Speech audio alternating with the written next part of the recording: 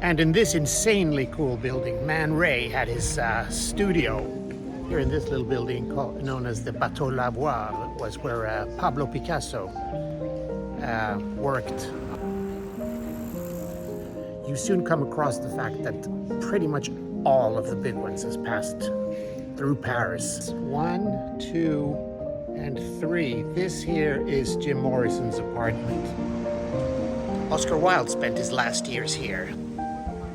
And now we're at Ernest Hemingway's first Paris apartment. This apartment right here, these windows, the gray here that faces both that street and that. There is something with these places where history was created that fascinates me. Picasso's door. This whole floor here was Karl Lagerfeld's famous apartment where he lived until he died in 2019 with his enormous library.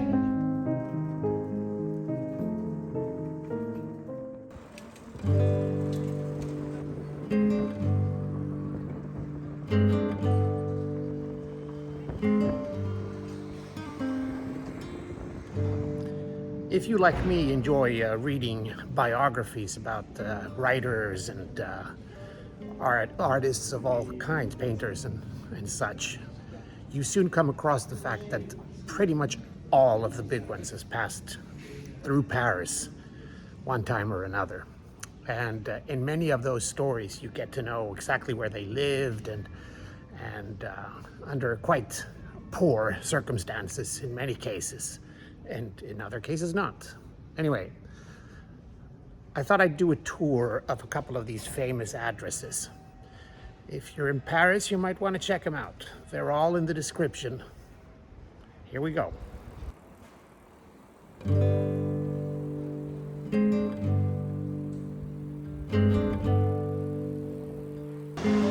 Here at 27 Rue de Fleur lived Gertrude Stein. Her apartment became one of the most important salons of the early 20th century, where she gathered Picasso, Hemingway, and many others. These windows right here is where they all met. Gertrude Stein, the American writer and art collector, arrived in Paris in 1903 and quickly turned this apartment into the epicenter of modern art. Painters, poets, and writers came here for her famous Saturday evenings, which is what they called the gatherings. Early on, her brother Leo drove much of the art talk, but as Gertrude's authority grew, she became the center of gravity.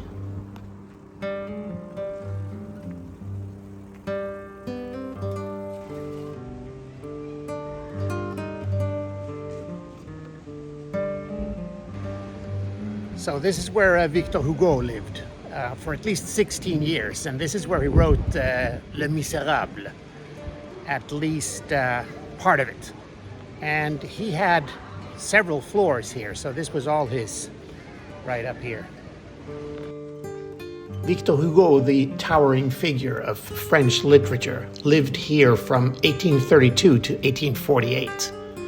Within these rooms, he drafted plays, poetry, and political essays.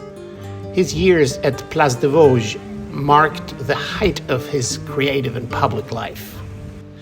This is the Hôtel d'Alsace on Rue Beaux-Arts. Oscar Wilde spent his last years here, and it was in this building that he died. These were his windows right here. Oscar Wilde, the Irish poet and playwright, was one of the most dazzling figures of the 1890s.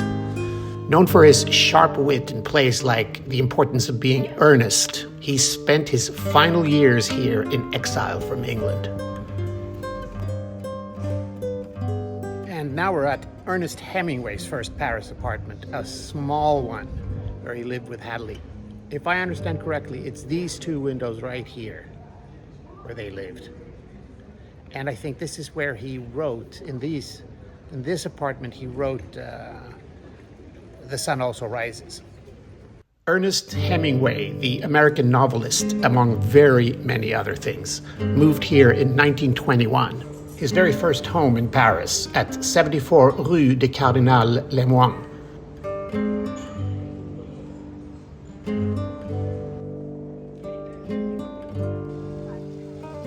From this address, he set out to the cafes and bookshops of the Latin Quarter, beginning the life that later defined him. From this building on quai Saint-Michel, Henri Matisse had his studio. He could look directly across the river at the Notre Dame. I think his studio was this. Henri Matisse, one of the great pioneers of modern painting, lived here from 1895 to 1907. During these Paris years, he developed the bold colors and flowing lines that made him a leader of Fauvism and a central figure in European art.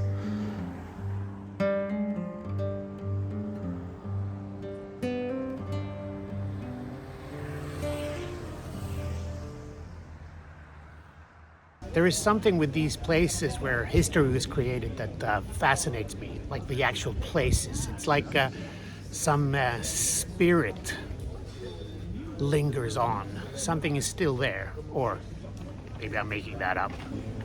So here we are at 5 bis rue de Verneuil, where Serge Gainsbourg lived for 20 years, or a little more.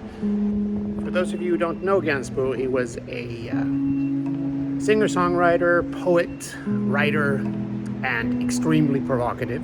So, don't try, eh? I said I want to fuck her. Oui, alors, je vais vous traduire. Non. And this is where he lived. So this was not just his residence, but also his creative sanctuary, where he composed most of his iconic music.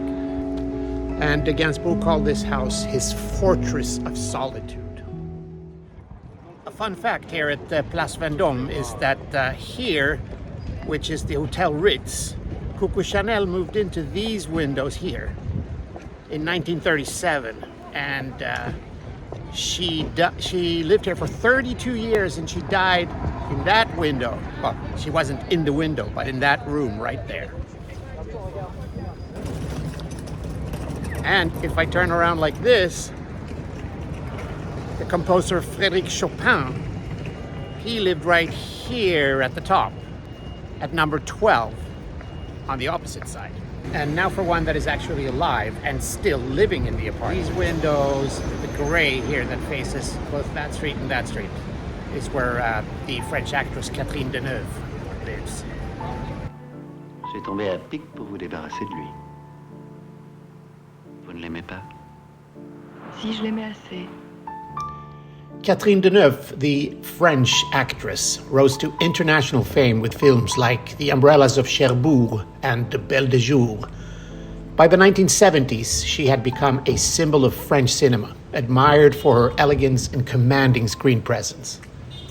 And this here, let's see, it's 1, 2, and 3. This here is Jim Morrison's apartment, where he spent his last time until he died in 1971.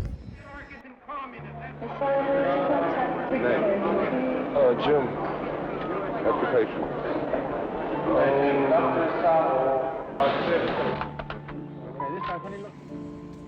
Jim Morrison, lead singer of The Doors, came to Paris in 1971 seeking peace and anonymity. From this address on Rue Beautreillis, he tried to retreat from fame, still driven by the restless spirit that had shaped his music and words.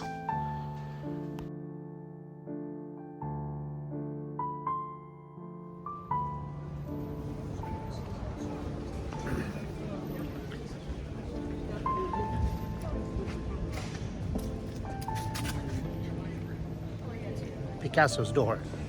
Picasso moved into this modest Montmartre studio in 1900 when he was just 19. Right here in this little building known as the Bateau-Lavoir was where Pablo Picasso worked in his early days in Paris. Surrounded by poets, painters, and performers, he began the experiments that marked his early blue period and set the course for his Paris years.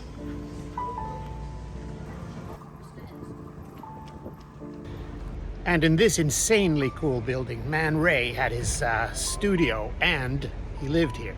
So his studio was this part here, this whole floor here. Incredible facade. Man Ray, the American photographer and leading figure of surrealism, lived here through much of the 1930s. The building was designed by architect André Arvidsson in the late 1920s, with its sweeping curves, balconies, and stylized stonework, typical for Paris Art Deco. Behind this striking facade, Man Ray kept his studio, producing portraits and experimental works that placed him at the center of the city's avant-garde. And here, on this floor, this whole floor here was Karl Lagerfeld's famous apartment where he lived until he died in 2019 with his enormous library. I think about what I want to do, and when I think I found a good solution, I don't discuss it with marketing people. I do it. Karl Lagerfeld, the German-born creative director of Chanel, made this Paris apartment his longtime base. A meticulous stylist and relentless collector of books, he curated a life shaped by design, culture, and quiet devotion to his work. Enough with these famous people's addresses now. See you next time. Same city, but a completely different subject.